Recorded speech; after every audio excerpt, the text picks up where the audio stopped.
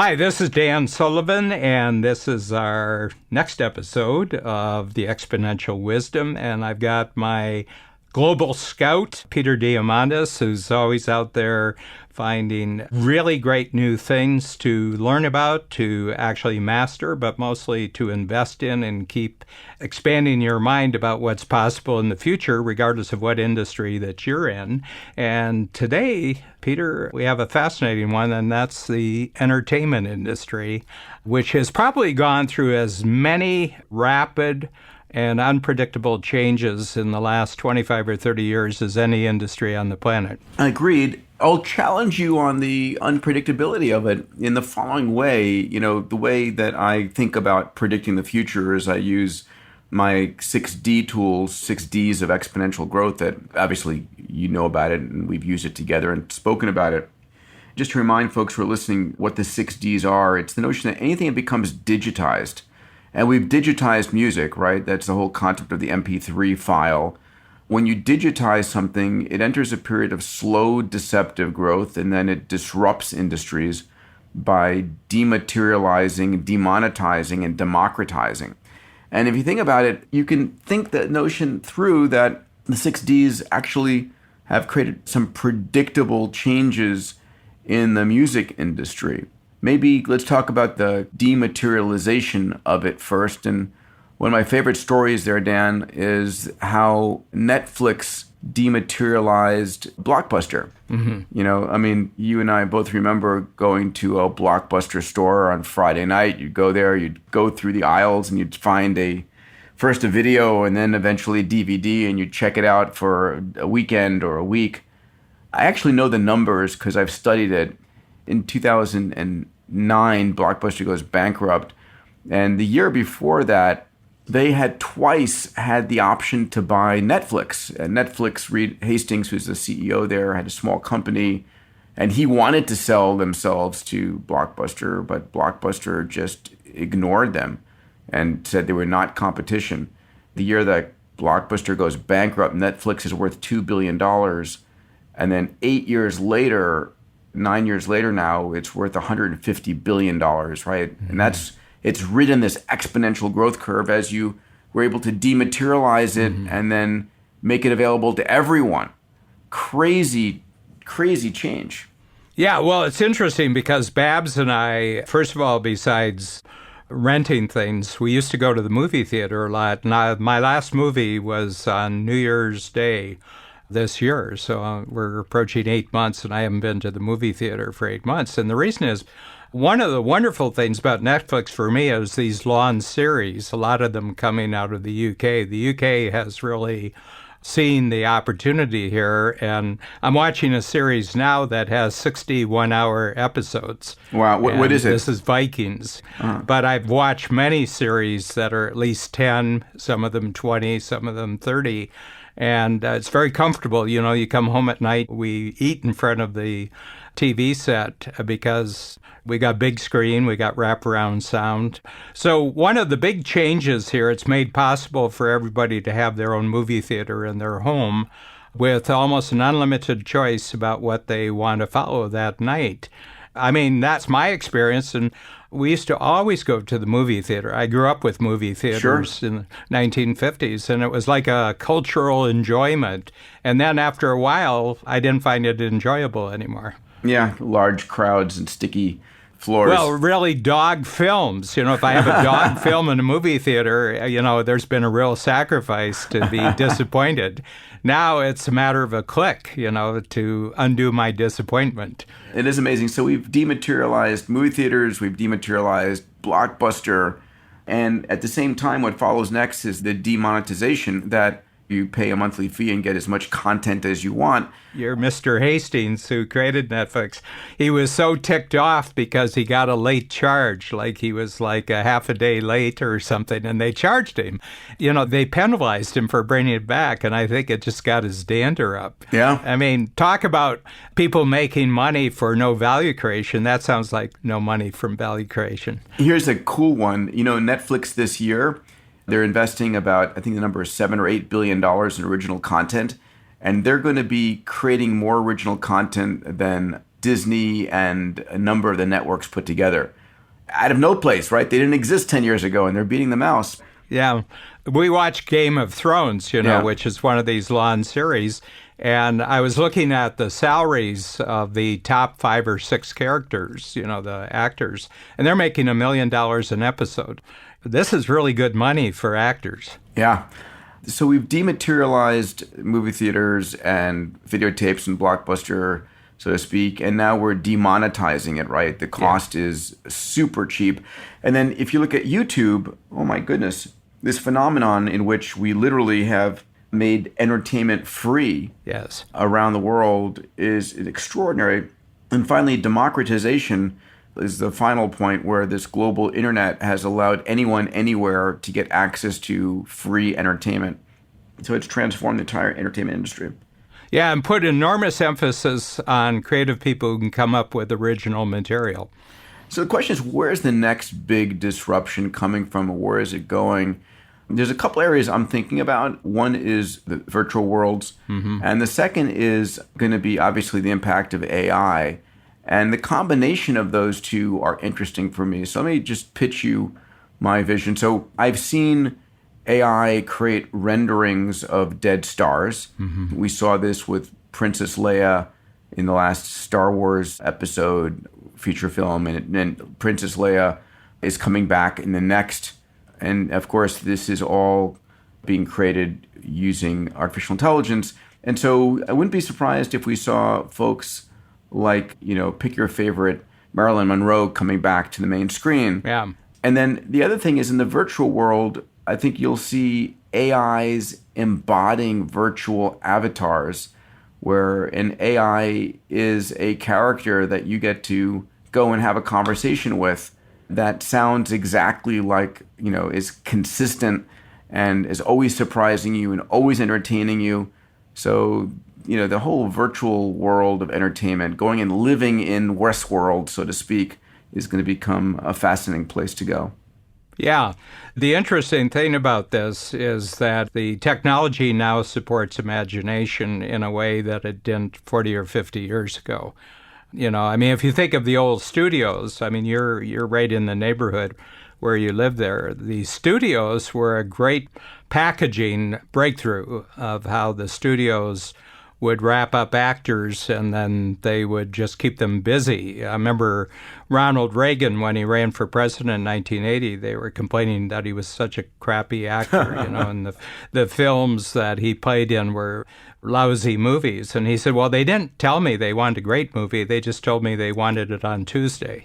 The old system. But if you think about the Netflix examples, they're pumping out major productions, original major productions, faster than the old studio. The bosses, the people who really put Hollywood on the map, they couldn't even conceive of how the material is being produced. But not only that, the audience that they're getting right now, And they bypassed all commercial advertising, so they don't have to pay the advertising costs anymore because it's right there on your screen.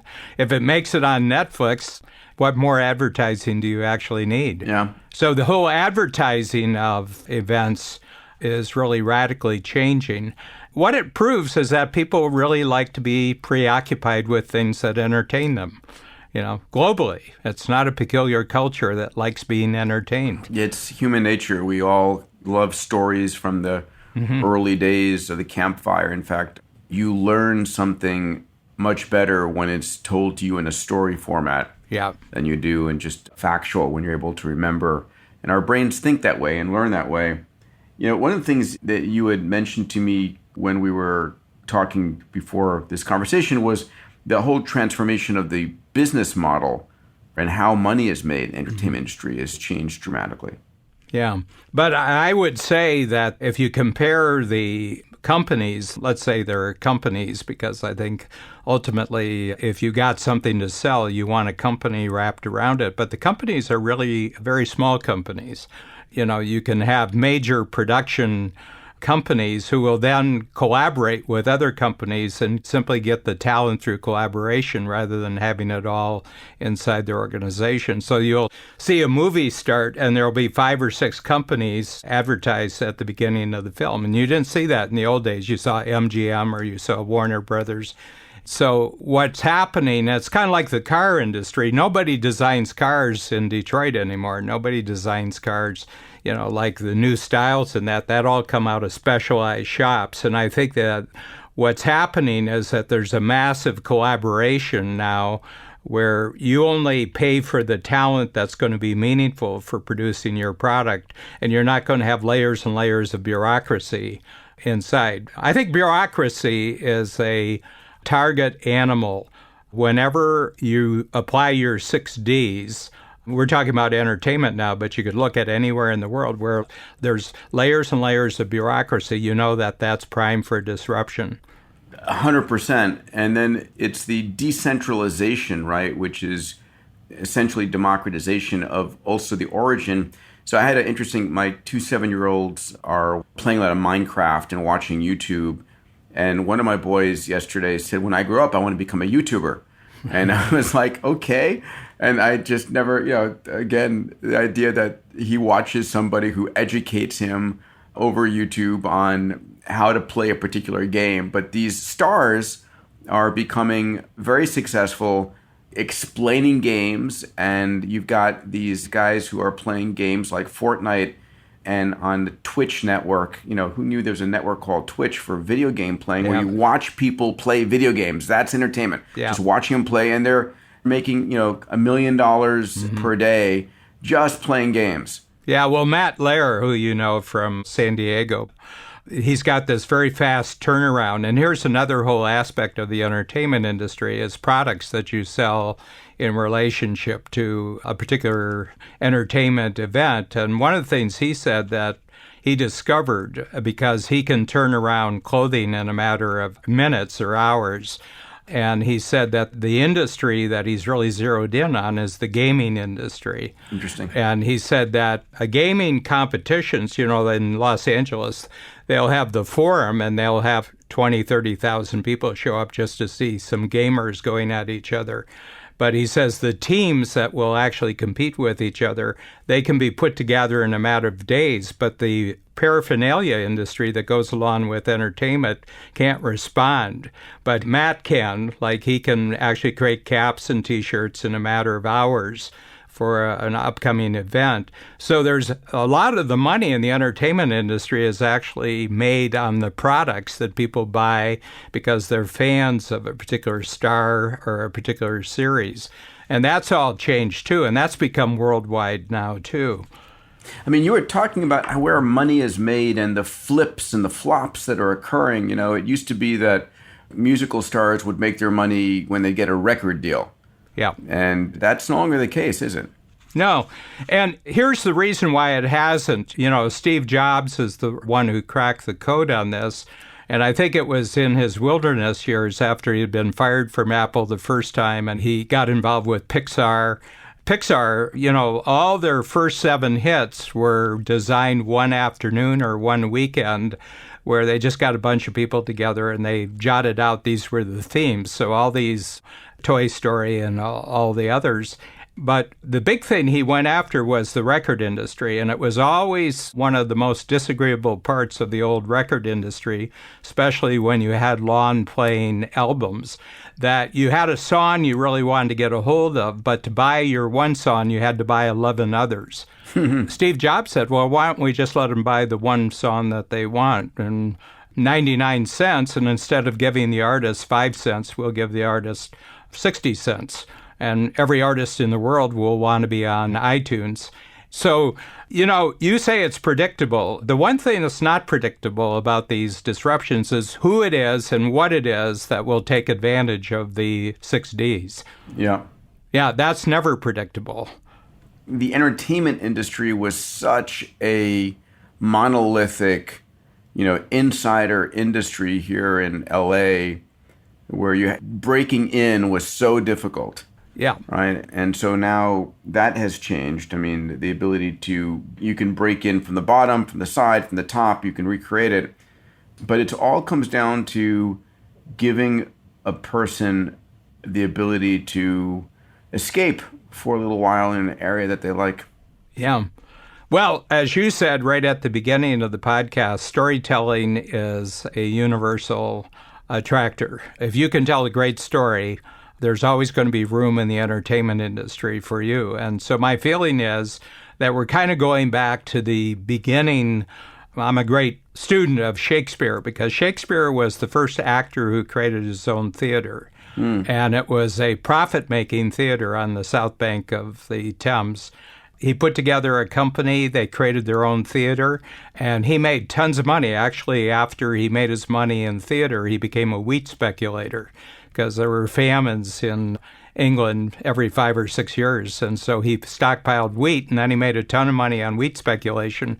And then he went back to Stratford-on-Avon and became a big real estate investor. So he was a pure entrepreneur right from the beginning. Wow. And my sense is that it's all these industries that you're talking about favor entrepreneurism. So absolutely, yes. And your ability to start rapidly and scale rapidly now comes into existence. You know, one of the disruptions that's going to hit the entertainment industry, and I don't know that people can really grapple with this, is you mentioned if you're a good storyteller or a good writer or a good composer or a good creative agent, it's going to be the entry of AI into this because we're seeing for the first time AIs fronted by a human. In other words, the AI writes a piece of music and a human submits it because you have to. You know, and then you're seeing these AI written musical pieces, short stories, movie scripts actually winning competitions. Yeah. If you take, sitcoms, on television, they're based on a formula. So if it's based on a formula, AI will grasp that formula pretty quickly and probably do a better job of using the formula. Yeah. Yeah. So it's going to be interesting to see how much of this, when I go and want escapism, where your AI agent is able to know all the things that you've enjoyed, how you're feeling, what your physiology is, what your day was like, and deliver to you the perfect entertainment experience. It's just in time. I mean, we have AI-driven recommendation engines right now, but your AI is going to know how you're feeling, your state of mind, and like you're super stressed, you need something to relax, or you're whatever it might be. Yeah. So that's going to be fascinating. Well, it's a comfortable world for people who are agile. I'll mention one last thing that I'm super excited about in the entertainment space, which is the combination of experiential entertainment. So you go to a movie theater right now, and that movie theater experience, or if you're home at Netflix is a passive, you have an experience that comes to you and you're done at the end, like, wow, that was great. But there's a technology, one of the investments we made at Bold Capital that we showed a couple years ago at A360, we're going to bring back to A360 this coming year, is Dreamscape. And it's a world in which you put on a VR headset and you put on a haptic suit that can feel vibration and motion and so forth. And you enter into a virtual world and you explore that world and you experience that world and you move around that world and you interact in that world, eventually with AI characters. But it's a fascinating, we just saw an amazing movie that came out, Ready Player One. And I think it's the early days of Ready Player One, where you're going and you're living a virtual existence and interacting in a virtual world in a way that's fully immersive and extraordinary. And it's participatory, too. Participatory, and the story branches in a multitude of unique ways that's your personal experience. So I think that's going to get super exciting for people. Yeah. So let me ask you the question, when would you do that and when would you just like to be passive? Yeah, I think it's a matter of, there are times where I just want to sit back on the couch with a glass of wine and just I think the term is vegetate. Yeah, I mean, if someone followed you around for a week, that would be entertainment to them. Because it seems to me that you participate in a lot of different what I would say discovery processes every week that keep your synapses flashing away. And probably, at the end of a day like that, you would just like to have a break from that. It is, absolutely. But then there's the option where if I'm looking for a entertaining, fun night out, where I can imagine joining with some friends in a virtual world like Ready Player One and going in for a crazy experience, like, hey, let's go to ancient Babylon tonight and check it out there and see what's going on there. Or let's go into an alien world and go and walk around and see what's going. Or I love the idea if you're about to go to Rome and you've never been before, imagine being able to go and walk around the streets of Rome with an AI guide that shows you all the hot spots. And so when you physically go there, your experience of Rome is one that seems familiar, and you're not wasting time trying to figure out where to go because you've looked at 10 different areas and you haven't traveled between them physically. You've gone rapid fire, and you can say, okay, when I'm there for that week, I want to go see these 3 that I had a chance. So I think we're just at the beginning of the adventure for the transformation of entertainment, and entertainment bumping into education. And, clearly, I think the stats are something like you remember 10% of what you read, but you remember 90% of what you experience. Yes. So turning education into an experience and the whole edutainment side of the equation, I think super amazing future ahead of us in that regard. Yeah, and there's a quick way to get a sense of this, of the difference that the future will make. And let's go back. I was born in the 40s, and, I was born with radio, and I can remember my first experience of television. And I was blown away by television, because I grew up with Sergeant Preston of the Yukon and Sky King, and, and it was quite a shift to actually go to television. So that's 70 years ago, but things weren't accelerating the way they're accelerating right now, so it won't take 70 years to get that difference. I'm excited for where it's going to be. I'm clear that we haven't experienced 10% or a fraction of that from what we're going to see in the next 10 years. And what entertainment life of my 7-year-olds is going to be like, it's going to be awesome. Yeah, well, if you use Ray Kurzweil's model, we're probably at 1%, which means we're halfway there. Yes, we are, my friend.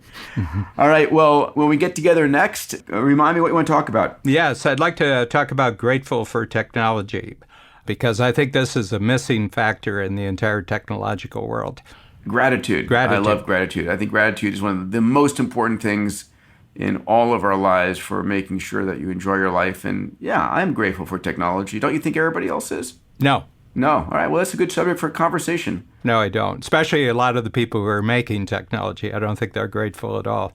Oh, let's explore that next. All right, pal. As always, a pleasure. Thank you, Peter. Take care, Dan.